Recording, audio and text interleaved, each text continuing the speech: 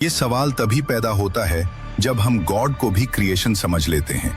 लेकिन classical logic में definition बिल्कुल क्लियर है। God is equal to creator, universe is equal to created. अगर आप क्रिएटर को भी क्रिएटेड मान लेंगे तो एक इन्फिनिट रिग्रेस शुरू हो जाएगा। ए ने बी को बनाया, बी को सी ने, सी को डी ने, और ये सिलसिला कभी खत्म ही नहीं होगा। लॉजिक साफ कहता है इन्फिनिट रिग्रेस लॉजिकली इम्पॉसिबल होता है, क्योंकि अगर कारण कभी रुकते ही नहीं तो कुछ भी एग्जिस्ट ही नहीं कर पाएगा। इसलिए लॉजिक फोर्स करता है कि एक ऐसी रियलिटी हो जो अनक्रिएटेड हो, जो सेल्फ एग्जिस्टेंट हो, जो किसी पर डिपेंडेंट न हो। फिलॉसफी इस रियलिटी को कहती है नेसेसरी बीइंग। नेसेसरी बीइंग यानी जो खुद मौजूद हो, जिसे किसी ने बनाया न हो, जिसका होना ऑप्शनल नहीं बल्कि जरूरी हो। फिलॉसफी नेसेसरी बनाम कंटिंजेंट। फिलॉसफी एग्जिस्टेंस को दो कैटेगरी में बांटती है। कंटिंजेंट चीजें जो हो भी सकती हैं, न भी हो सकती हैं, जैसे इंसान, atoms, planets, universe. Universe contingent है क्योंकि एक वक्त था जब वह था ही नहीं। नेसेसरी बीइंग जो होना ही चाहिए वरना कुछ भी मौजूद नहीं रहेगा।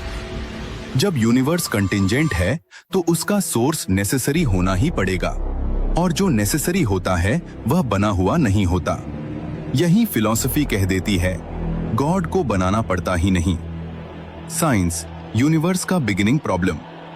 साइंस मानती है यूनिवर्स का एक बिगिनिंग है, बिग बैंग। जो चीज शुरू होती है उसे कॉज चाहिए। अब सिर्फ दो लॉजिकल ऑप्शन बचते हैं। यूनिवर्स ने खुद को बनाया। यह कॉन्ट्राडिक्शन है क्योंकि जो मौजूद ही नहीं वह बनाएगा कैसे। यूनिवर्स का कॉज टाइम, स्पेस और मैटर से बाहर है। इसका मतलब टाइम के बाहर का कॉज, टाइमलेस स्पेस के बाहर का कॉज, स्पेसलेस मैटर के बाहर का कॉज। इमैटेरियल साइंस यही रुक जाती है। फिलॉसफी आगे कहती है ये एट्रीब्यूट्स सिर्फ गॉड के हो सकते हैं। साइकोलॉजी इंसान यह सवाल क्यों पूछता है। ह्यूमन माइंड कॉज़ैलिटी और पैटर्न्स पर ट्रेन होता है। हर चीज पीछे है क्यों। दिक्कत तब होती है जब हम यूनिवर्स के अंदर के रूल्स यूनिवर्स के बाहर वाली रियलिटी पर लागू कर देते हैं। इसे कहते हैं कैटेगरी एरर। जैसे पूछना नॉर्थ पोल के नॉर्थ में क्या है। सवाल सुनने में इंटेलिजेंट लगता है लेकिन कंसेप्चुअली इनवैलिड होता है।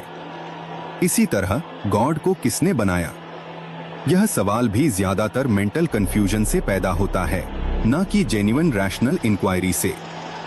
कुरान सीधा, शॉर्ट और क्रिस्टल क्लियर जवाब। कुरान इस कंफ्यूजन को एक ही सूरह में खत्म कर देता है। सूरह अल इखलास। अल्लाहुस समद। समद का मतलब अल्लाह वह रियलिटी है जिस पर सब डिपेंड करते हैं, लेकिन जो खुद किसी पर डिपेंड नहीं करता।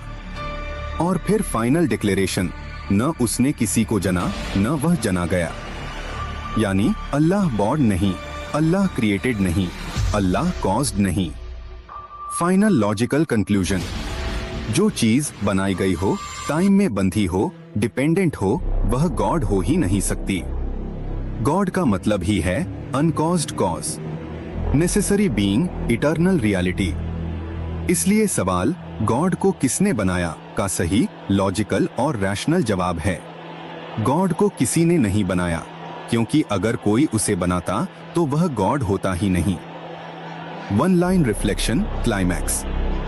यह सवाल गॉड को डिस्प्रूव नहीं करता, यह सिर्फ यह दिखाता है कि हम गॉड को क्रिएशन जैसा समझने की गलती कर रहे हैं।